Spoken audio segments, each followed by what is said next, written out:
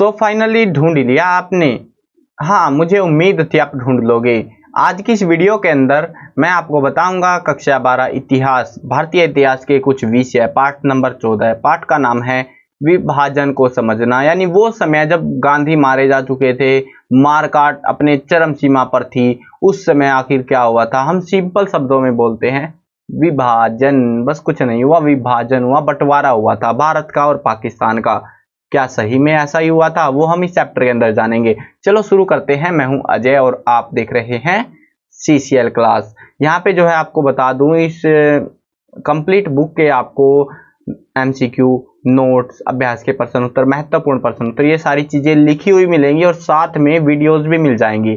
तो पेज और प्लेलिस्ट दोनों का लिंक डिस्क्रिप्शन में है, चेकआउट कर सकते हो अगर चाहो तो।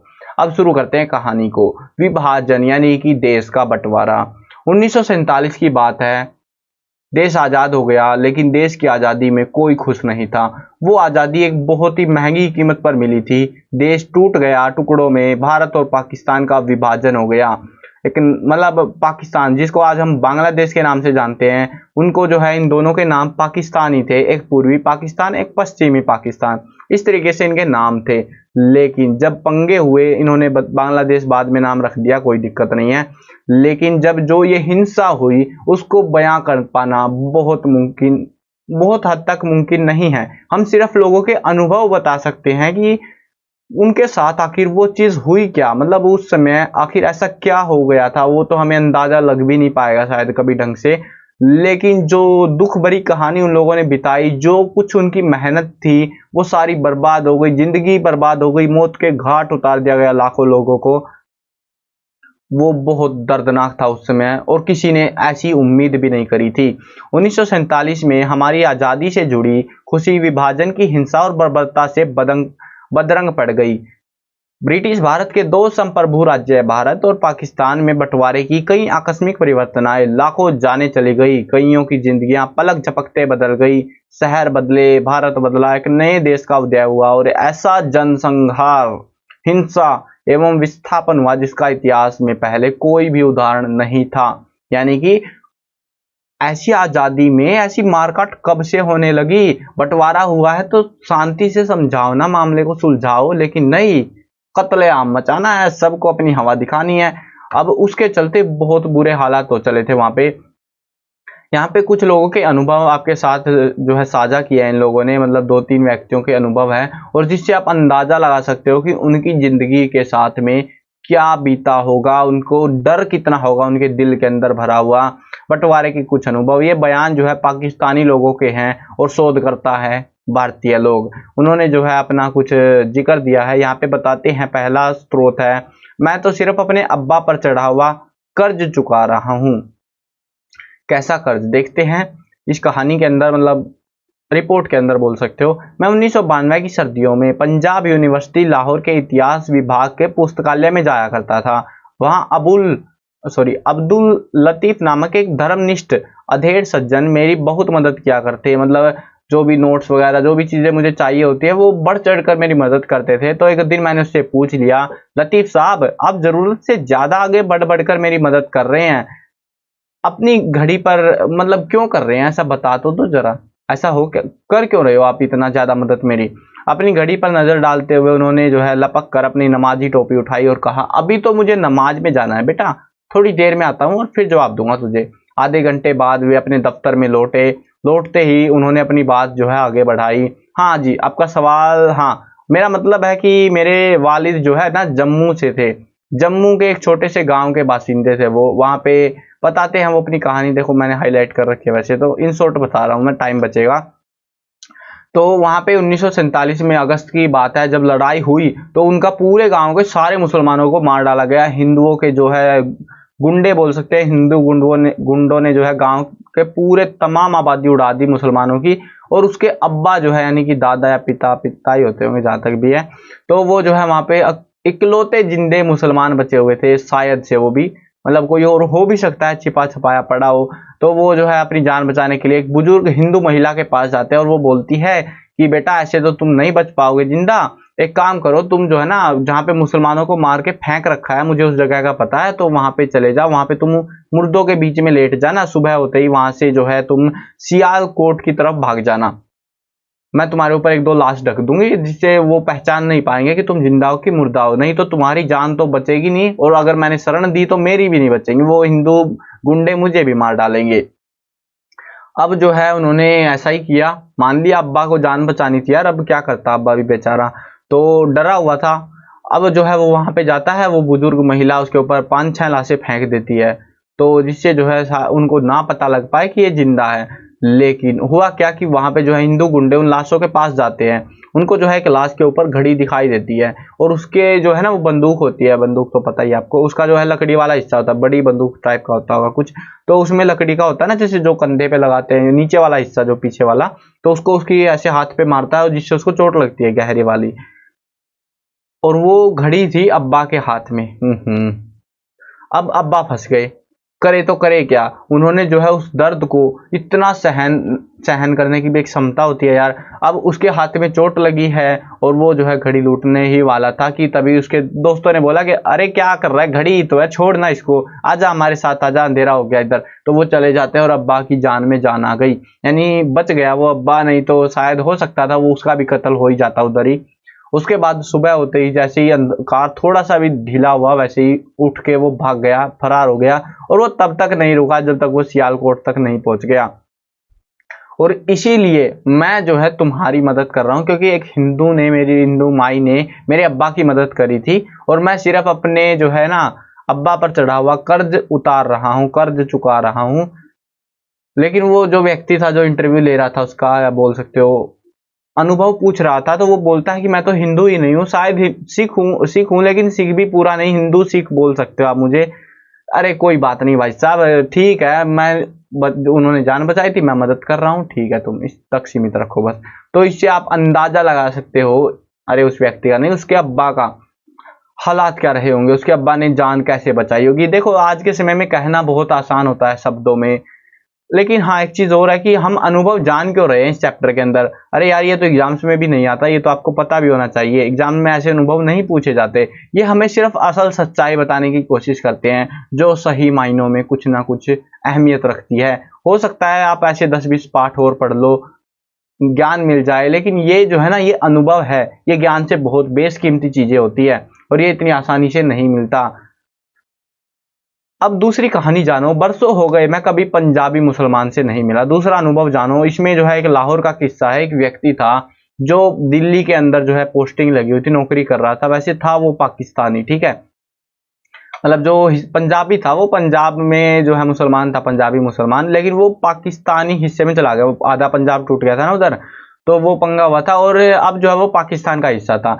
लेकिन अब जो है उसका एक दोस्त बोलता है पाकिस्तान से कि दोस्त पहाड़गंज, मेरे यहाँ पे कोई पड़ोसी रहता था और हिंदू पड़ोसी है वो, अब जो है तुम एक काम करो, मेरे पास उसकी चिट्ठी है, मुझे देनी थी, वो वहां चला गया, तो तुम पहाड़गंज में रहता है दिल्ली में ही, तो तुम दे के आ जाओ। अब जो है वो व्यक्ति चलता है, मतलब मैं यहाँ पे मैं अपनी कहानी बता रहा ना वैसे वो वाला, तो यहाँ पे जो है वो व्यक्ति चलता है साइकिल पे, और जाते हुए पूछ लेता है, एक सिख सरदार थे तो, कि भाई साहब सरदार जी पहाड़गंज का रास्ता किधर से जाता है ये बताओगे। तो उसने पूछा, मतलब सरदार जी ने पूछा कि तुम शरणार्थी हो क्या, तो मैं बोलता हूँ कि नहीं नहीं मैं शरणार्थी नहीं हूँ, मैं लाहौर से आया हूँ, इकबाल अहमद हूँ मैं। ओ इकबाल अहमद, लाहौर से, अरे रुको रुको रुको रुको, जाना मत कहीं भी। मुझे डर लग गया, कहीं मुझे, मतलब उस समय मारकाट चली हुई थी यार, अब हो सकता है उसका कत्लेआम कर दे, तो उसने आके उसको लपक लिया और गले लगा लिया। मतलब यार अब वैसे उसके पास कोई चारा भी नहीं था, उसको चिट्ठी देनी थी तो रिस्क लेना बनता था। तो वो बोलता है कि मैं जो है मिले हुए पंजाबी मुसलमान से बहुत लंबा अरसा हो गया, मैं कभी पंजाबी मुसलमान से नहीं मिला। तो ऐसा है, देखो मतलब अनुभव देखो यार लोगों के, मतलब कितने दर्द भरे और डर भरा माहौल रहा होगा। 1 करोड़ से ज्यादा लोग अपने अपने वतन से उजड़ गए और दूसरी जगह पर जाने के लिए मजबूर हो गए। ये वो ट्रेन थी, ये ट्रेन आगे आपको चैप्टर में पता लगेगा, भीड़ कितनी थी और लोग कितने थे और रेल कितनी थी, जान कैसे बची उनकी। तो ये देख सकते हो ऊपर नीचे जहां जगह मिली बस लटक गए लोग। ये देखो ये वाले व्यक्ति को देखो, ये लटका हुआ है, मतलब जहां जान बचाने को मौका मिल रहा था वहीं पर भागे जा रहे थे लोग। अब अगला स्रोत देखो ना, नहीं तुम कभी हमारे नहीं हो सकते। तो 1992 की बात है, एक व्यक्ति जो है बहुत अच्छी तरह याद है मुझे, वह गलती से मुझे विदेश में पढ़ने वाला पाकिस्तानी समझ बैठा। तो बोला कि बेटा तुम अपने वतन में कब आओगे, तुम तो अच्छे बंदे लग रहे हो, तो वतन के लिए भी कुछ काम करो। तो मैं बोलता हूँ कि मैं तो हिंदुस्तानी हूँ। तो हिंदुस्तानी बोलते ही ओ हिंदुस्तानी, मैं समझा आप पाकिस्तानी है। मैंने उसे समझाने की कोशिश करी कि मैं अपने आप को दक्षिण एशियाई मानता हूँ, पर वह अड़ा रहा, ना नहीं तुम हमारे कभी नहीं हो सकते, तुम्हारे लोगों ने तो 1947 में गांव के गांव उजाड़ दिए थे, कट्टर दुश्मन हो तुम हमारे और हमेशा रहोगे, तुमने बर्बादी करी थी वो। देखो अब उस समय 1992, यार देखो तो एक बात जरा सोच के देखो, इतने साल बीत गए और उसके बावजूद भी वो दुख, वो दर्द अभी भी लोगों के मन में जिंदा है। अब बारी आ गई है ऐतिहासिक मोड़ की। ये तो कुछ अनुभव थे जो कि मैंने आपके साथ साझा किए हैं इस पार्ट से। हो सकता था मैं इनको स्किप कर देता, कुछ काम के नहीं थे, एग्जाम में तो आने नहीं थे, लेकिन हाँ ये चीज आपको अंदाजा दे देगी कि उस समय में लोगों की जिंदगी के साथ क्या चल रहा था। सिंपल शब्दों में आप बोल सकते हो कि लोगों के घर उजड़ गए, अपनी संपत्ति छोड़ के जान बचानी मुश्किल हो रखी थी, इतने बुरे हालात थे। ये पूरी लड़ाई शुरू हुई थी कलकत्ता वाली साइड से, क्योंकि बंगाल जो है ना, ये जब विभाजन की बात हुई, पाकिस्तान के दो हिस्से, जो बांग्लादेश और पाकिस्तान, जो आज पाकिस्तान है, तो ये पूर्वी पश्चिमी पाकिस्तान ऐसे होते थे। तो उधर से लड़ाई शुरू हुई, जहां पे मुसलमानों का दबदबा था उन्होंने हिंदुओं को मार डाला, और हिंदुओं का दबदबा था वहां पर मुसलमानों को मार डाला, रास्ते में जाते जाते ही उनकी संपत्ति को लूट डाला। और आप ये चीज पता ही है, गरीबी उस समय कितनी बुरी चीज थी। तो और भी मजा आ गया लोगों को, वाह बेटे वाह, मजा ही आ गया। अब देखो बंटवारा या महाध्वंस, होलोकास्ट जिसको बोलते हैं, मतलब एक ऐसी लड़ाई की जिसको की उम्मीद ही नहीं थी, वो लड़ाई वहां पे हुई थी सिर्फ जातिवाद को लेके। इस लड़ाई में कई लाख लोग मारे गए, ना जाने कितनी औरतों का बलात्कार और अपहरण हो गया, करोड़ों लोग उजड़ गए, रातों रात अजनबी जमीन पर रिफ्यूजी बनकर रह गए। जैसे अब क्या ये कौन सा देश है, अफगानिस्तान के लोग रिफ्यूजी बने हुए, वैसे ही रिफ्यूजी बन गए लोग भी, लेकिन उनकी जो मेहनत थी वो बर्बाद होती चली गई। काबिल और जानकार विद्वानों के अनुसार मरने वालों की संख्या लगभग 2 से 5 लाख के बीच ही रही थी, लेकिन ये तो सिर्फ मरने वालों की थी, घर कितनों के उजड़ गए, संपत्ति। अब मान के चलो आप एक अमीर मुसलमान हो और आप हिंदुओं के इलाके में हो, तो आपको आपकी पूरी संपत्ति छोड़ के भागना पड़ा। क्या हालात रहे होंगे, कितने साल लगे होंगे, आपके पूर्वजों ने भी कितने सालों में जाके उस संपत्ति को इकट्ठा किया होगा। अब जो है वैसे ही जहां पे हिंदू थे, मुसलमानों का दबदबा था, वहां से हिंदुओं को अपनी संपत्ति छोड़ के भागना पड़ा होगा। तो बहुत दर्द भरे और दर दर की ठोकरें खाने के लिए वो अब बाहर निकल चुके थे। ये देख सकते हो, ये जो है एक झुंड जा रहा है, यहाँ पे बैलगाड़ियों पे अपने परिवार का सामान लेके भाग रहे हैं लोग। यहाँ पे जो है आपसी रजामंदी के आधार पर इलाके और संपत्तियों का सामान्य बंटवारा बरता। सिंपल सी बात है, हम देखिए एक बात समझे तो ये क्या था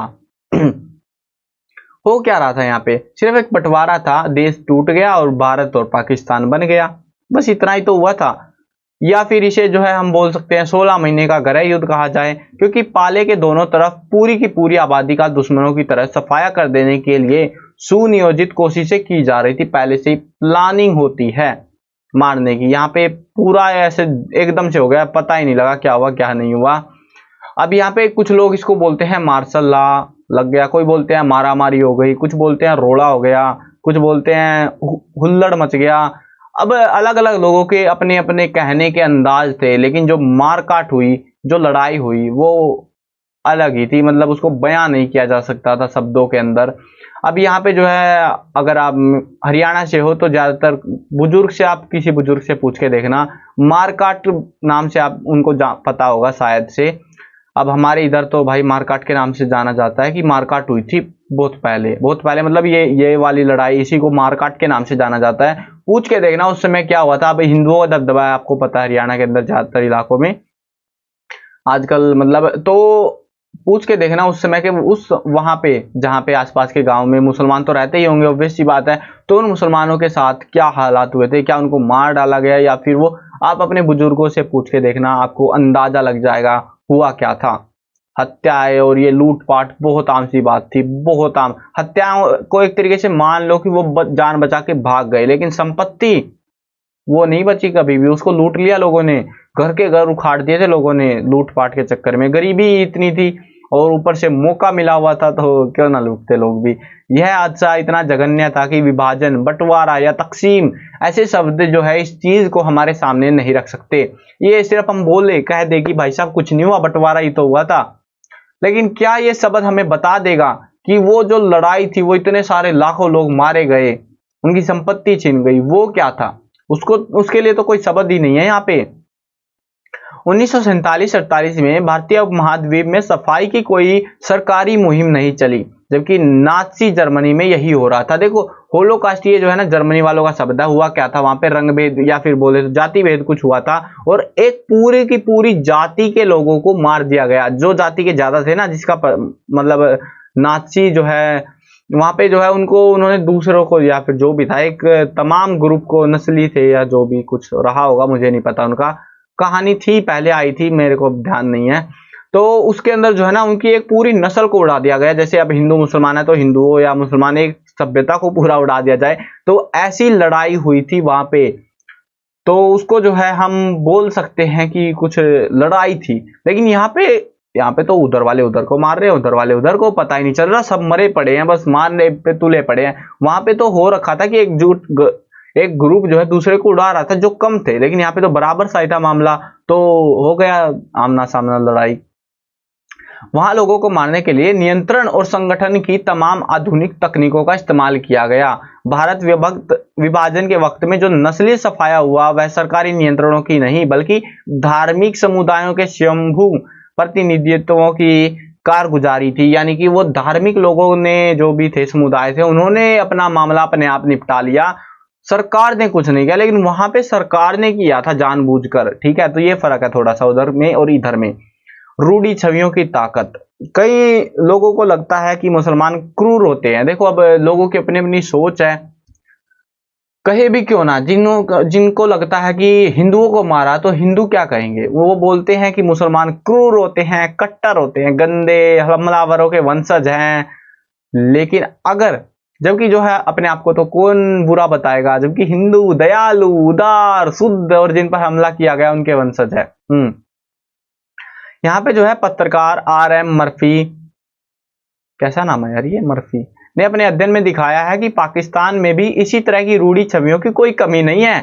उनका कहना है, और या फिर बोले तो पाकिस्तानियों को लगता है कि मुसलमान तो निष्पक्ष, बहादुर, एक ईश्वरवादी और मांसाहारी होते हैं, यानी कि एक ईश्वर को मानते हैं, जबकि हिंदू काले, कायर, बहु ईश्वरवादी, शाकाहारी होते हैं। अब भाई लड़ाई करने को तो कर लो लड़ाई, आ जाओ आमने सामने, पिटते रहो बस। लेकिन शांति का जो मसला था वो कहीं नहीं था उस समय में। मतलब भावनाएं मैच नहीं कर रही थी, शब्द मैच नहीं कर रहे थे, एक दूसरे को बुरा सुनाने में लगे हुए थे और मारकाट करने में तुले पड़े थे। ये आप देख सकते हो, लोग वही जो सामान है अपने साथ ले जा पा रहे थे जिसको वो उठा के ले जा सकते। अब जमीन को कौन उठा के ले जाएगा, और या फिर बोले तो कुछ भारी चीजें जिनको नहीं ले जाया जा सकता तो उनको छोड़ छोड़ के भाग रहे। जो उठ गया, उजड़ने में लोगों को गहरे नुकसान का एहसास हुआ। जहां वे पीढ़ियों से रह रहे थे उन स्थानों से उनका विच्छेद हो गया, यानी कि सारी मेहनत पानी में मिल गई। ये व्यक्ति के हालात देखो, अरे भाई साहब आज तो सत्यानाश बैठ गया मेरा। ये महिला समझा रही है, अरे कुछ नहीं भाई साहब, जान बच जाए वही बहुत है, और क्या करें हम। तो समझ सकते हो यार ये कितना चिंता में है ये व्यक्ति बेचारा, दुख भी जाहिर नहीं कर सकता। ये विभाजन हुआ क्यों और कैसे हुआ, एक लंबे इतिहास का अंतिम चरण, यानी कि एक ऐसी कंडीशन पे कैसे आ गया भारत कि उसको टूटना पड़ गया। कुछ इतिहासकार, भारतीय भी और पाकिस्तानी भी, यह मानते हैं कि मोहम्मद अली जिन्ना की है समझ की, मतलब किताबों में आप पढ़ोगे तो पता लगेगा कि मोहम्मद अली जिन्ना ने पाकिस्तान की मांग करी थी, कि बोला कि हमें जो है मुसलमानों के लिए अपना अलग से एक देश चाहिए, हम यहाँ पे हिंदुस्तान में हिंदुओं के साथ नहीं रह सकते। तो इसीलिए मानते हैं कि मोहम्मद अली जिन्ना की यह समझ के औपनिवेशिक भारत में हिंदू और मुसलमान दो अलग राष्ट्र थे पहले के समय में, तो वही हो जाना चाहिए, अच्छी बात है, वो सही बता रहे हैं, और उसके चलते भारत विभाजन हो गया। लेकिन और भी बहुत सारे कारण हो सकते हैं, जरूरी नहीं है कि एक व्यक्ति की वजह से इतना बड़ा राष्ट्र टूट जाए। इन समुदायों में झगड़ों का इतिहास मेलजोल के लंबे इतिहास के साथ चला है। ऐसा कभी नहीं हुआ कि ऐसी मारकाट हो गई हो। हिंदू मुसलमानों में कई तरह की सांस्कृतिक आदान प्रदान रहे हैं। जो लोग दक्षिण एशिया में हिंदू मुस्लिम झगड़ों की निरंतरता की बात करते हैं ना, वो ये नहीं देखते कि लोगों की मानसिकता पर बदलती परिस्थितियों का असर भी होता है। अंग्रेजों द्वारा 1909 में मुसलमानों के लिए बनाए गए पृथक चुनाव क्षेत्र, यानी कि उनके लिए अलग से मंत्री बना दिया, सब कुछ अलग सा बना दिया उनका, तो वो कहीं ना कहीं जाति धर्म, ये आज भी चल रहा है, आपको भी पता ही है बात का, सांप्रदायिक राजनीति की प्रकृति पर गहरा प्रभाव पड़ा। पृथक चुनाव क्षेत्रों की वजह से मुसलमान विशेष चुनाव क्षेत्रों में अपने प्रतिनिधि चुन सकते थे।